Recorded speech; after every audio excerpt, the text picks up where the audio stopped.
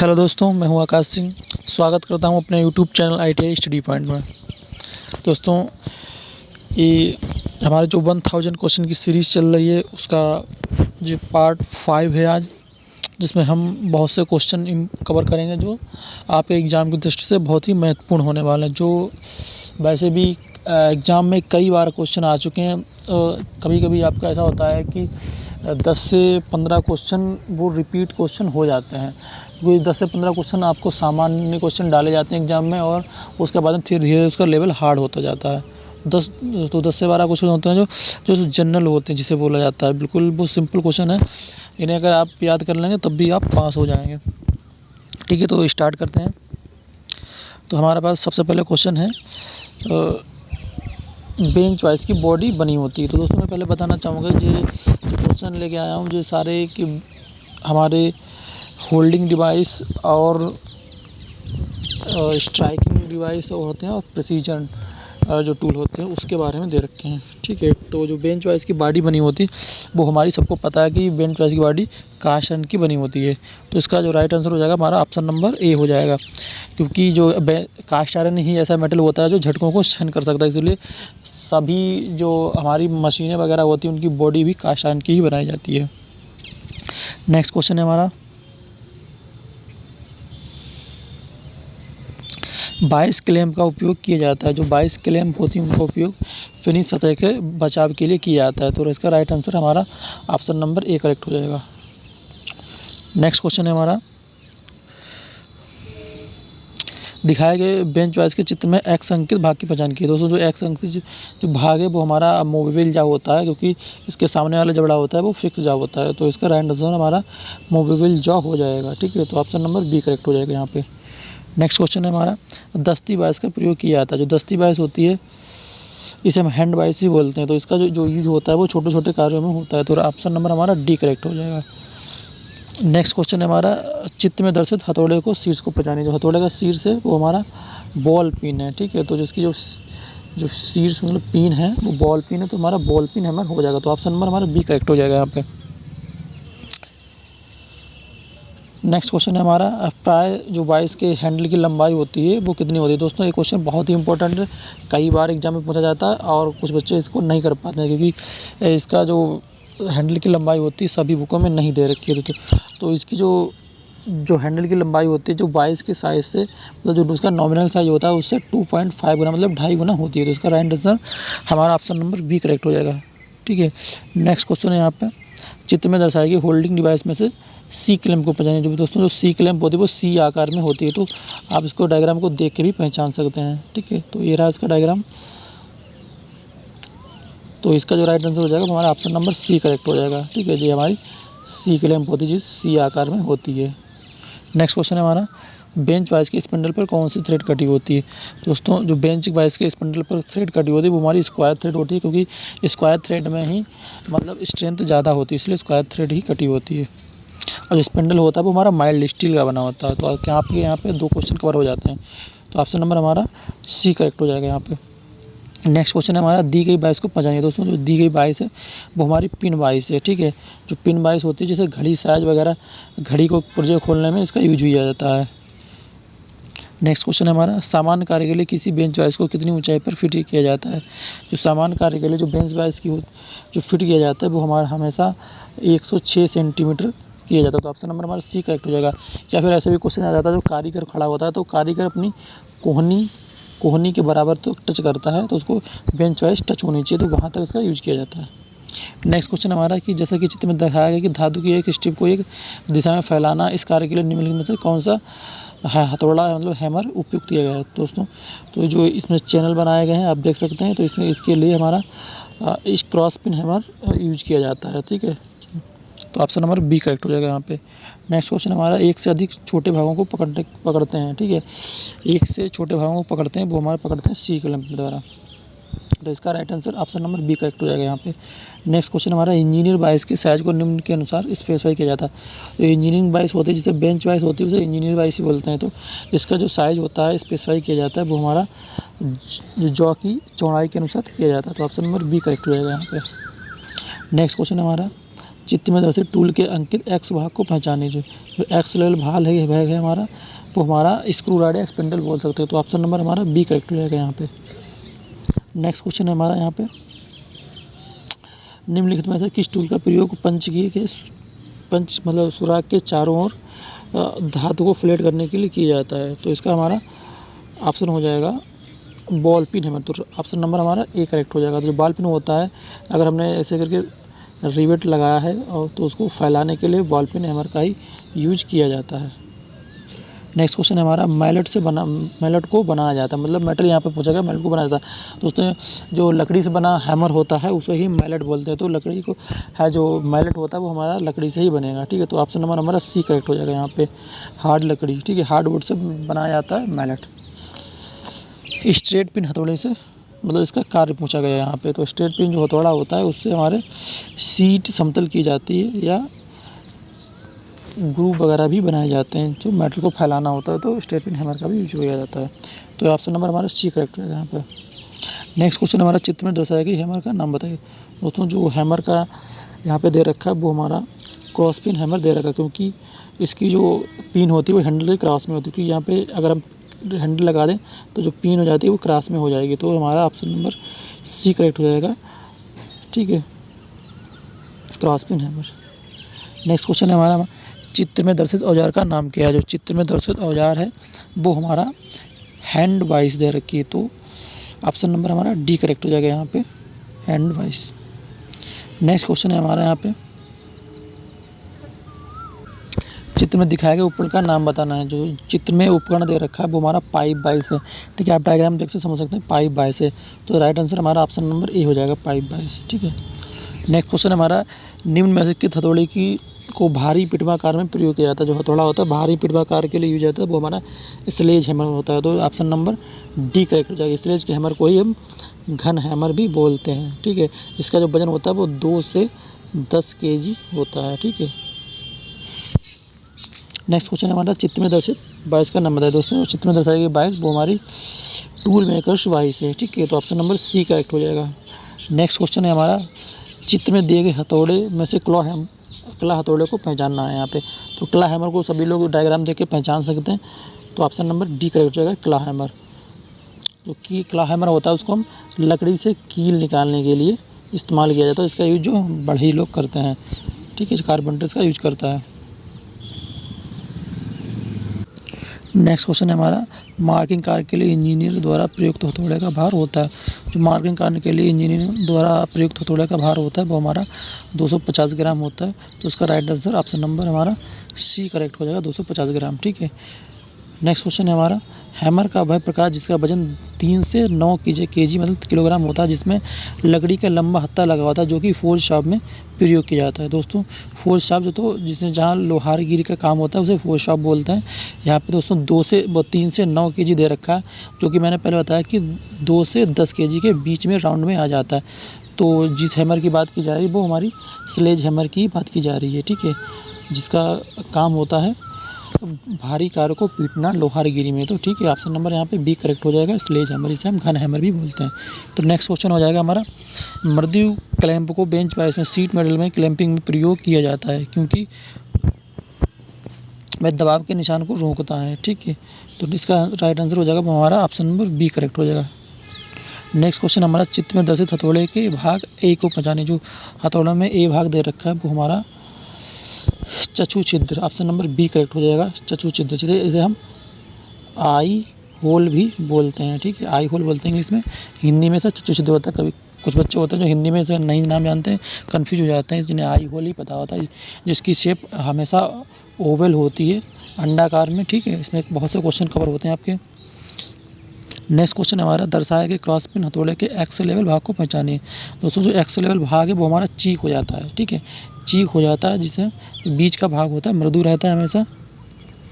तो इसका option number हमारा डी करेक्ट हो जाएगा। दोस्तों यहाँ पे एक सत्य के क्वेश्चन के बारे में दे रखा है, हथौड़े का वर्गीकरण उसकी पिन के आकार और भार के अनुसार किया जाता है। तो दोस्तों ये हमारा क्वेश्चन जो हो जाएगा राइट हो जाएगा, मतलब सत्य हो जाएगा, ठीक है। जो हथौड़े का वर्गीकरण होता है वो हमेशा पिन और उसके आकार पिन के आकार मतलब भार से की जाती है। इसमें 2 चीज़ें देखी जाती है, एक तो पिन देखी जाती है कि पिन किस टाइप की है, और उसके बाद ना भार देखा जाता है कि कितने किलोग्राम का है। ठीक है, नेक्स्ट क्वेश्चन हमारा हो जाएगा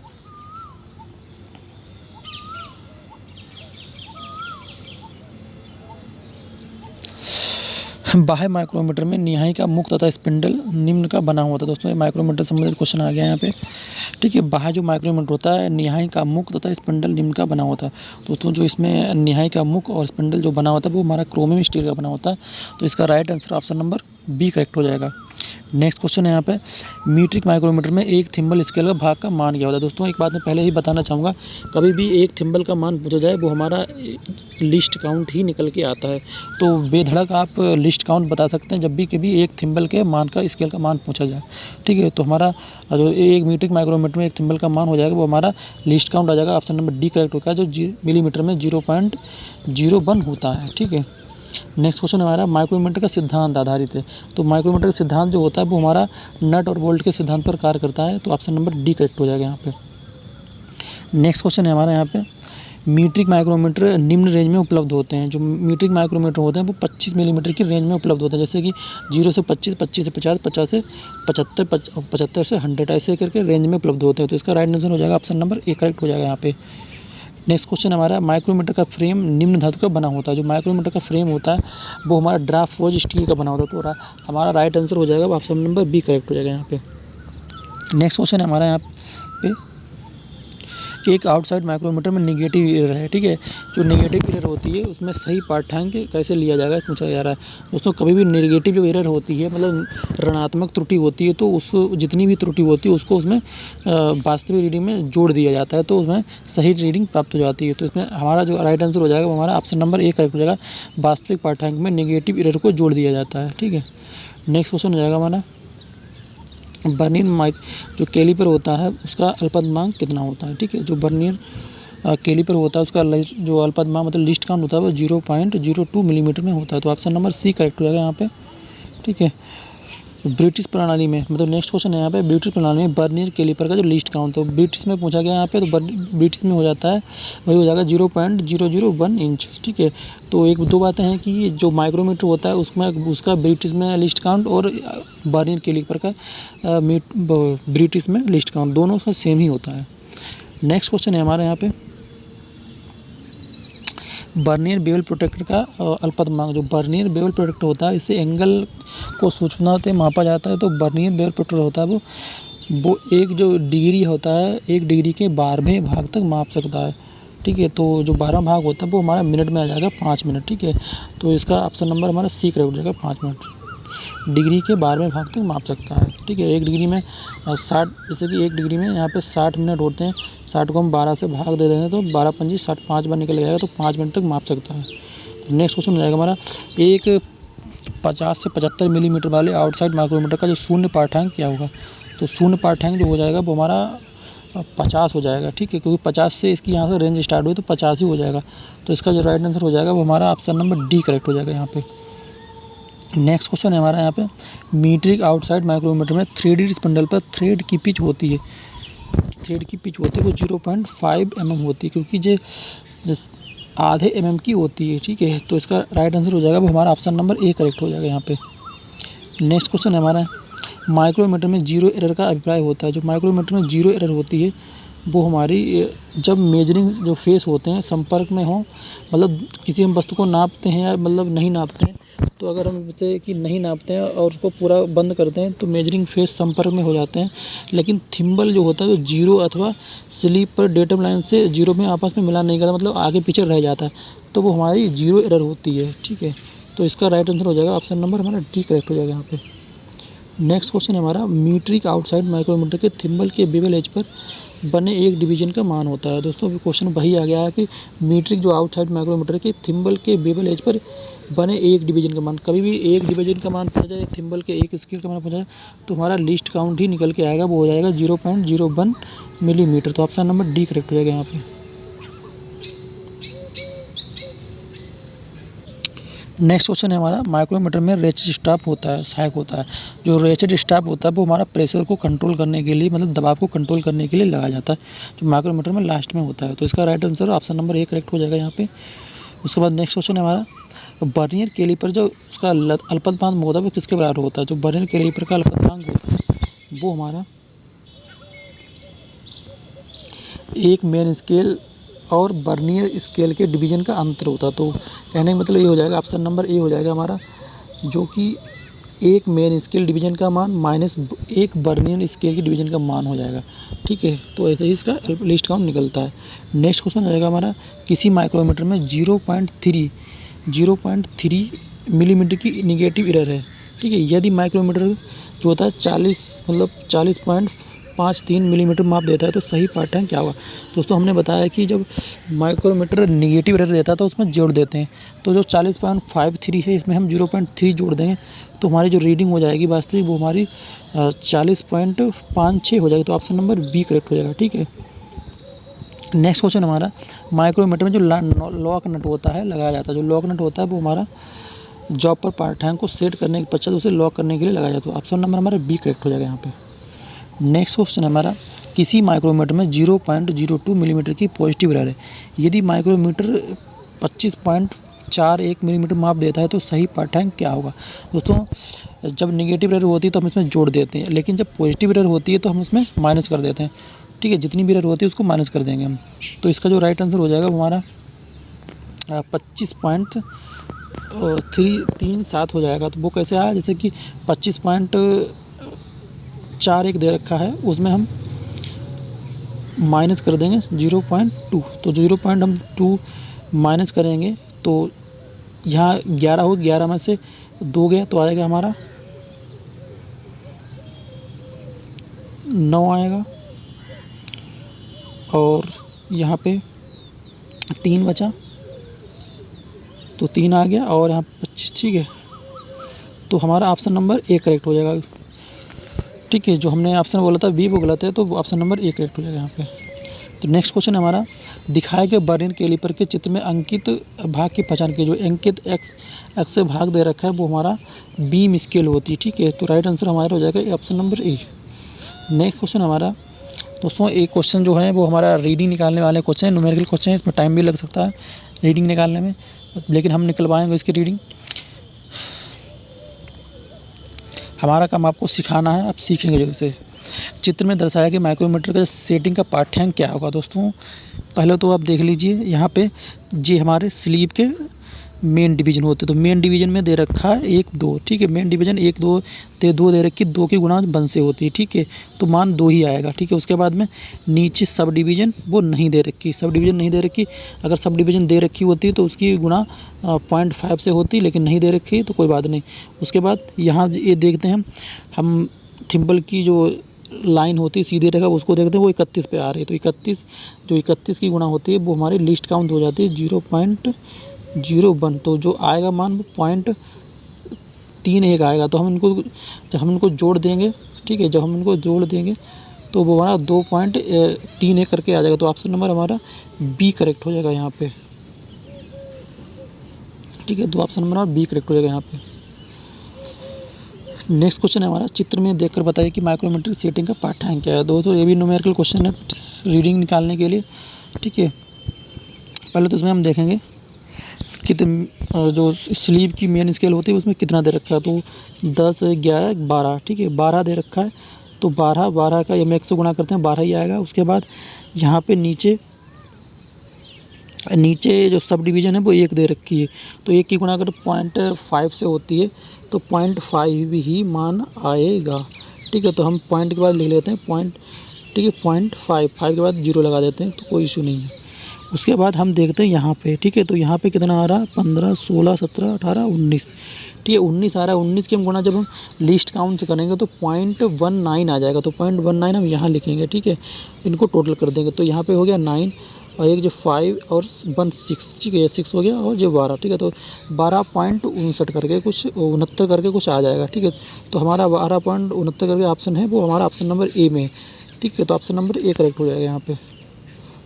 नेक्स्ट क्वेश्चन हमारा, निम्नलिखित में से किस एक माइक्रोमीटर में थिम्बल और स्लीव की ग्रेजुएशन आउटसाइड माइक्रोमीटर की अपेक्षा विपरीत दिशा में बनी होती है? दोस्तों जो विपरीत दिशा में बनी होती है वो हमारी डेप्थ माइक्रोमीटर में बनी होती है। तो हम इसका डायग्राम आगे दिखाएंगे डेप्थ माइक्रोमीटर का। ठीक है, तो ऑप्शन नंबर बी करेक्ट हो जाएगा यहाँ पे। नेक्स्ट क्वेश्चन है हमारा, डेप्थ माइक्रोमीटर का प्रयोग अधिक रेंज में साइजों को चेक करने के लिए किया जा सकता है। इसका कारण होता है कि इसके साथ कई एक्सटेंशन राडें लगी होती हैं, जो इससे हमारी क्या होती है, लंबाई को बढ़ाया जा सकता है। तो ऑप्शन नंबर ए करेक्ट हो जाएगा यहाँ पे। नेक्स्ट क्वेश्चन है हमारा, चित्र में दर्शित उपकरण के भाग एक्स का नाम बताइए। तो एक्स का जो भाग मान दे रखा है, देख देखते हैं आप, वो हमारा हो जाएगा थिम्बल। ठीक है, जो थिम्बल हो जाएगा।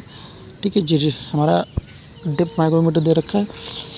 नेक्स्ट क्वेश्चन है हमारा, एक वर्नियर कैलिपर में एक एमएसडी का मतलब होता है मेन स्केल डिवीजन, बा एक बीएसडी की मतलब होता है बीएसडी का, तो vernier scale division.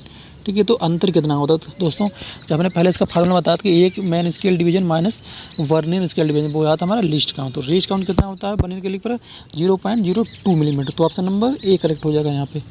Next question हमारा, चित्र में देखकर बताइए कि माइक्रोमीटर की सीटिंग का पार्ट है क्या।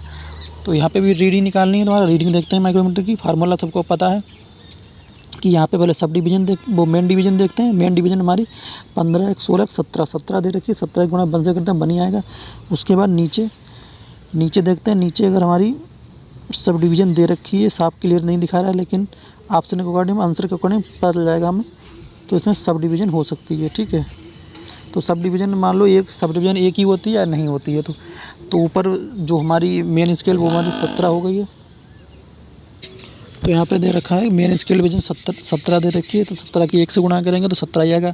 उसके बाद एक सब डिवीजन है, तो एक सब डिवीजन की गुणा होती है 0.5 से, जो कि इसकी पिच होती है। तो 0.5 से गुणा होगी तो 0.5 ही आ जाएगा इसका। 0.5 में आगे 0 लगा दिया हमने सुविधा के लिए, जिससे जोड़ने में आसानी रहे। उसके बाद हमारा जो थिम्बल की जो रेखा होती है, सीधी रेखा, वो टच काम कर रही, वो हमारी कर रही है 15, 16, 17, 18 पे। ठीक है, 18 पे टच कर रही है हमारी। तो 18 की जो हम गुणा करेंगे वो हम करेंगे लीस्ट काउंट। ठीक है, लीस्ट काउंट होता है 0.01, इसकी गुणा हम कर देंगे। ठीक है, तो इसका जो मान आएगा वो 0.18 करके आएगा। ठीक है, तो इनका हम सबका टोटल जब करेंगे तो हमारा इधर 17 और जो यहाँ पे 8 आ जाएगा, 5 और 1 यहाँ पे 6 आ जाएगा। तो 17 पॉइंट कुछ 68 करके आएगा। ठीक है, 17 पॉइंट कुछ 68 करके आएगा। लेकिन दोस्तों यहाँ पे अब आप ऑप्शन देखिए, तो आपके ऑप्शन में आप लग रहा है कि कोई भी इससे आंसर मैच कर रहा है, नहीं कर रहा है। क्यों नहीं मैच कर रहा है, इसका रीज़न आप समझ जाएंगे। देखो, क्योंकि ये माइक्रोमीटर यहाँ पे रेंज दे रखी 25 से 50 वाला है। ठीक है, कभी भी धोखा मत खाना कि कभी भी रेंज दे रखी हो, आप साधारण ऐसे लिस्ट वो रीडिंग निकालेंगे तो मैच नहीं खाएगी। तो यहाँ पर दे रखी है इसकी रेंज। ठीक है, तो रेंज कितनी है, मिनिमम 25। तो 25 में क्या हमें 25 में जोड़ना पड़ेगा। ठीक है, तो जो 17 पॉइंट कुछ 68 करके उत्तर आया है उसको में जोड़ेंगे। तो 25 में पहले हम जोड़ देते हैं 17 को। ठीक है, तो 17 हम जोड़ते हैं तो 7, 5, 12 के 2 और 2, 1, 3 और 4। ठीक है, तो 42 आ गया। 42 पॉइंट तो 68 हो जाएगा। तो ऑप्शन देख सकते हैं आप किस में करेक्ट हो रहा है, तो ऑप्शन नंबर सी में करेक्ट हो रहा है। ठीक है, तो इसका right answer option number C हो जाएगा। दोस्तों, जो न्यूमेरिकल क्वेश्चन होते हैं बहुत हार्ड होते हैं, इनको मैं समझा रहा हूँ, फिर भी आपको सबको पता चलेगा कि मेरी जो लिस्ट काउंट और वर्नियर जो माइक्रोमीटर का रीडिंग निकालने का अलग से वीडियो मिल जाएगा। वो हमारे चैनल की प्लेलिस्ट में जाना तो आपको माइक्रोमीटर की रीडिंग निकालने की अलग से वीडियो मिल जाएगी। जिसको यहाँ पे ना समझ में आ रहा तो उसको आसानी से माइक्रोमीटर की रीडिंग निकालनी पता चल जाएगी। ठीक है, तो नेक्स्ट क्वेश्चन है हमारा, चित्र में देख के बताइए कि माइक्रोमीटर की सेटिंग का पाठ्यांक क्या है। ठीक है, तो यहाँ पे पाठ्यांक बता रहे हैं। यहाँ पे मेन स्केल जो दे रखा है, मेन स्केल जो हमारी स्लीव की वो हमारी 7 दे रखी है। ठीक है, 7 दे रखी है। उसके बाद में यहाँ पे 30 और 31 पे टच कर रही है रेखा। ठीक है, 31 पे कर रही है। तो हमारा क्योंकि यहाँ पे नीचे सब डिवीज़न नहीं दे रखी है तो हमारा 7.31 ही ऑप्शन हो जाएगा। ठीक है, तो इसका राइट आंसर बी हो जाएगा करेक्ट। नेक्स्ट क्वेश्चन हमारा, चित्र में देखकर बताइए कि माइक्रोमीटर की सेटिंग का पाठ्यांक क्या है। तो माइक्रोमीटर की पाठ्यांक देखते हैं कैसे निकलती है।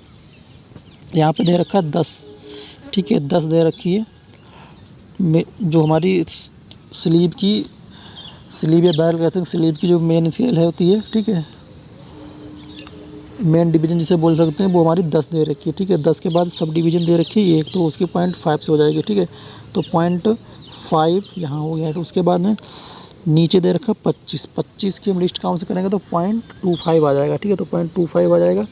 हम इसको जोड़ लेंगे तो यहाँ पे 5 आ गया, यहाँ पे 5 तो 7 आ गया, और जी हमारा 10। ठीक है, तो अभी तो 10.75 करके आया, लेकिन यहाँ पे रेंज दे रखी है, तो रेंज में इसको जोड़ना है। तो 10 में 50 जोड़ देंगे तो हमारा हो जाएगा 60। ठीक है, तो 60 पॉइंट कुछ 75 करके आंसर हमारा आएगा इस तरह। तो ऑप्शन देखते हैं यहाँ पे कोई है तो बिल्कुल है option 60.75, option number D correct हो जाएगा यहाँ पे। ठीक है, नेक्स्ट क्वेश्चन पे चलते हैं। नेक्स्ट क्वेश्चन हमारा, दिए गए माइक्रोमीटर में से भाग की पहचान कीजिए जो स्पिंडल पर समदाब सुनिश्चित करता है। तो जो समदाब सुनिश्चित करता है वो हमारा रेचर स्टाफ होता है। तो ऑप्शन नंबर हमारा सी करेक्ट हो जाएगा यहाँ पे। ठीक है, जो ऑप्शन नंबर सी करेक्ट हो जाएगा, रेचर स्टाफ ही होता है जो समदाब कंट्रोल करता है। ठीक है, ऑप्शन भी आंसर भी देख सकते हैं, सी दे रखा है। नेक्स्ट क्वेश्चन है हमारा, बाह्य माइक्रोमीटर पर अंशांकन और डेटम रेखा पर निम्न पर चिन्हित होते हैं। जो अंशांकन और डेटम रेखा निम्न पर चिन्हित होती है, ठीक है, वह होती है हमारी बैरल पर। ठीक है दोस्तों, यहाँ पे जो रेखा बात की जा रही है, जो थिम्बल से हो गया होती सीधी रेखा होती है बैरल या स्लीप पर, उसकी बात की जा रही है जो टच करती है वहाँ पे। ठीक है, नेक्स्ट क्वेश्चन है हमारा, दिए गए चित्र में माइक्रोमीटर दर्शाया गया पाठ्यांक बताइए। दोस्तों यहाँ पे बहुत रेयर है क्योंकि यहाँ पे बहुत सूक्ष्म देखना पड़ेगा, लेकिन फिर भी हम आपका इसको लिस्ट काउंट निकाल के बताएंगे। पहले तो समझ लिए जो डेप्थ माइक्रोमीटर इसकी जो रीडिंग होती है यहाँ पे स्केल दे रखा होता है, उल्टा दे रखा होता है। तो हम जूम करके थोड़ा देखेंगे, यहाँ पे 10 और 9 और 8 दे रखा है। ठीक है, यहाँ पे 8 दे रखा है यहाँ पे। ठीक है, 8 दे रखा है। उसके बाद में यहाँ पे दे रखा है 45 करके कुछ, तो इसका जो हो जाएगा ऑप्शन नंबर बी करेक्ट हो जाएगा, 8.45 हो जाएगा। ठीक है, क्यों हमने नहीं निकाला, क्योंकि इसका जो बैरल होता है इसकी जो 1 से गुणा होती तो 8 ही आएगा। ठीक है, उसके बाद हम सब डिवीजन दे नहीं रखी जिसकी हम 0.5 से गुणा करते हैं, लेकिन दे ही नहीं रखी। उसके बाद हम 45 जो दे रखी है थिम्बल रीडिंग, वो हमारी लिस्ट काउंट से गुणा होती है 0.01 से। तो 0.01 से जब गुणा करते हैं वो हमारा पॉइंट करके 0.5 ही आ जाता, तो हम डायरेक्ट कर सकते हैं 8.45। ठीक है, तो ऑप्शन नंबर बी करेक्ट हो जाएगा यहाँ पे। नेक्स्ट क्वेश्चन हमारा, मीट्रिक माइक्रोमीटर का पाठ्यांक क्या होगा। जो मीट्रिक माइक्रोमीटर दे रखा है यहाँ पे, इसकी मेन स्केल डिवीजन दे रखी 21। ठीक है, जो बैरल स्लीप की मेन स्केल दे रखी है वो दे रखी 21। ठीक है, तो 21 हो गया। सब डिवीजन नहीं दे रखी, तो कितना सब डिवीजन यहाँ पे नहीं है। उसके बाद में दे रखा है यहाँ पे 14 करके दे रखी है बैर थिम्बल की। ठीक है, तो इसका 0.14 करके हो जाएगा। ठीक है, यहाँ पे जिसका 21 ही आएगा और इसमें हम करेंगे तो 0.14 आ जाएगा, तो पूरा आ जाएगा हमारा 21.14। देखते हैं ऑप्शन में है किसी में, तो ऑप्शन नंबर सी करेक्ट हो जाएगा। Option number C 21.14। Next question है हमारा, चित्र में दर्शाया गया उपन को पंचन, जो उपन दे रखा है वो हमारा बर्नियर कैली पर दे रखा है, तो ऑप्शन नंबर हमारा बी करेक्ट हो जाएगा यहाँ पे। ठीक है, नेक्स्ट क्वेश्चन है हमारा यहाँ पे,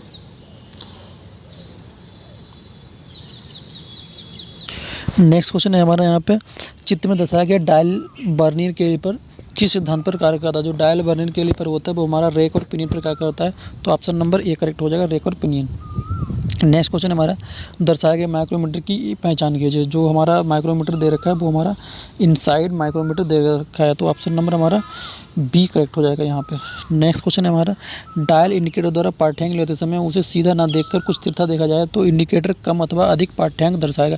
तो निम्न में से त्रुटि मतलब एरर होगी, तो एरर देखनी है हमारी, तो जो हमारी एरर होगी वो हमारी अवलोकन त्रुटि होगी, क्योंकि देखने में एरर हो रही है, तो ऑप्शन नंबर डी करेक्ट हो जाएगा। नेक्स्ट क्वेश्चन हमारा, जब लीवर वाले मापी यंत्रों के द्वारा माप लिया जाता है तब मापी जाने वाली सतह समानांतर नहीं हो, तब निम्न में से कौन सी त्रुटि पाई जाती है। ठीक है, तो इसमें त्रुटि हमारी हो जाएगी, वो हमारी हो जाएगी कोज्जा त्रुटि। ठीक है, तो ऑप्शन नंबर बी करेक्ट हो जाएगा। नेक्स्ट क्वेश्चन है हमारा, चित्र में माइक्रोमीटर के एक्स भाग का नाम बताओ। जो एक्स भाग नाम दे रखा है वो हमारा रेचर स्टॉप होता है, तो ऑप्शन में भी देख सकते हैं, ऑप्शन नंबर बी है रेचर स्टॉप।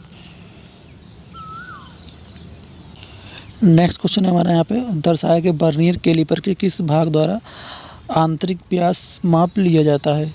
ठीक है, दर्शाया गया बर्नियर कैलिपर में आंतरिक व्यास का माप लिया जाता है, तो हमारा हो जाएगा ऑप्शन नंबर ए करेक्ट हो जाएगा। ठीक है, ऑप्शन नंबर ए करेक्ट हो जाएगा, जिसमें दे रखा है जो हमारे इनसाइड जबड़े होते हैं इनके द्वारा आंतरिक माप लिया जाता है, तो ऑप्शन नंबर हमारा ए करेक्ट हो जाएगा। ठीक है, नेक्स्ट क्वेश्चन है हमारा, मीट्रिक माइक्रोमीटर का जो पाठ्यांक होगा। जो माइक्रोमीटर का फिर पाठ्यांक क्या क्या है, बहुत दोस्तों हम बहुत ही क्वेश्चन करवा चुके हैं जो माइक्रोमीटर का पाठ्यांक लेने के लिए। ठीक है, तो इसकी जिसे नहीं समझ में आया वो अलग से वीडियो पढ़िए, आपको लिंक हमारी प्लेलिस्ट में मिल जाएगी। ठीक है, फिटर फर्स्ट ईयर थ्योरी करके जो प्लेलिस्ट मिलेगी उसमें आपको लिंक मिल जाएगी, जिसमें अलग से माइक्रोमीटर की रीडिंग निकालना बताया गया। दोस्तों जब हमें टाइम मिलेगा तो हम इसके बर्नियर कैलिपर की भी रीडिंग निकालना बता देंगे आपको। तो चलिए देखते हैं यहाँ पे 5, 1, 6, 7 दे रखा है बैरल की मेन स्केल, मतलब मेन डिवीज़न 7 दे रखी है, ठीक है। उसके बाद में नीचे सब डिवीज़न नहीं है, लेकिन थिम्बल की कितनी जो डेटम रखा कितने पे टच कर रही है 20, 21, 22, ठीक है। तो 22 पे कर रहे हैं तो सीधे मान इसका 7.22 करके हो जाएगा। तो ऑप्शन नंबर हमारा देखते हैं ए है, बिल्कुल सही राइट आंसर है। ऑप्शन नंबर ए करेक्ट हो जाएगा यहाँ पे। नेक्स्ट क्वेश्चन हमारा, अवलोकन त्रुटि को निम्न में से भी जाना जाता है। जो अवलोकन त्रुटि होती है उसे समानांतर त्रुटि भी कहते हैं। तो ऑप्शन नंबर हमारा डी करेक्ट हो जाएगा। नेक्स्ट क्वेश्चन हमारा, सतह अपरिष्करण द्वारा, जो सतह अपरिष्करण द्वारा होती है वो लघु ज्यामितीय त्रुटि हो सकती है, ठीक है। लघु ज्यामिति मतलब जो हमारा ज्योमेट्रिकल सरफेस होती है उसमें सूक्ष्म थोड़ी सी त्रुटि हो सकती है सतह अपरिष्करण में, मतलब अगर सतह साफ नहीं है तो ऑप्शन नंबर हमारा बी करेक्ट हो जाएगा यहाँ पे। नेक्स्ट क्वेश्चन हमारा, जॉब पर ली गई संगत माप से जब ड्राइंग पर अंकित सैद्धांतिक माप से मेल ना खाए तो इस प्रकार की त्रुटि को कहते हैं। तो इस प्रकार की दीर्घ ज्यामितीय त्रुटि कहते हैं। तो ऑप्शन नंबर हमारा डी करेक्ट हो जाएगा यहाँ पे। नेक्स्ट क्वेश्चन हमारा, मापन यंत्रों के कारण होने वाली मापन त्रुटि कहलाती है। जो मापन यंत्रों के कारण होने वाली त्रुटि होती है वो हमारी यथा प्रणाली त्रुटि होती है, ठीक है। ऑप्शन नंबर डी करेक्ट हो जाएगा यहाँ पे। नेक्स्ट क्वेश्चन हमारे यहाँ पे दोस्तों इसके आगे क्वेश्चन नहीं है, ठीक है। तो यहाँ पे हमारे क्वेश्चन समाप्त होते हैं। दोस्तों अगर वीडियो पसंद आए और हमारे क्वेश्चन पसंद आए जो कि आपके एग्ज़ाम की दृष्टि से बहुत ही महत्वपूर्ण है तो दोस्तों हमारी वीडियो को लाइक करें, और जिन्होंने चैनल को सब्सक्राइब नहीं किया है तो जो नए हैं वो हमारे चैनल को सब्सक्राइब ज़रूर करें, ठीक है। ऐसे ही हम आपके लिए और नई वीडियो डालते रहेंगे। पहले तो ये हमारी सीरीज़ कंप्लीट करवानी जो 1000 क्वेश्चन की चल रही है। दोस्तों एक क्वेश्चन बहुत ही आपके एग्ज़ाम के लिए फ़ायदेमंद है, सिर्फ आपका काम है कि इसको वीडियो को अच्छे से देखना और याद करना। हम आपके लिए इतनी अच्छी वीडियो प्रोवाइड करवा रहे हैं, जो क्वेश्चन हमारे आ रहे हैं और भी क्वेश्चन अलग अलग प्रकाशन की बुकों से हम इसको प्रोवाइड करवाएंगे आपको। और इतने क्वेश्चन करवा देंगे अगर आपने पूरे साल कुछ भी ना पढ़ा हो, सिर्फ क्वेश्चन ही आपने रट लिए तब भी आप पास हो जाएंगे। हम सिर्फ आपसे इतना चाहते हैं कि आप हमें थोड़ा मोटिवेट करें, हमारे चैनल को सब्सक्राइब करें, ठीक है। और वीडियो को थोड़ा लास्ट तक देखें, स्किप ना करें। आपने इतना पैसा खर्च किया है, जो दोस्तों हमारे प्राइवेट कॉलेज से ITI कर रहे हैं तो वो 18 से 20 हज़ार 15 हज़ार फीस देते हैं, तो अपने माँ बाप का पैसा व्यर्थ ना जाने दें, ठीक है दोस्तों। तो मिलते हैं नेक्स्ट वीडियो में, थैंक यू।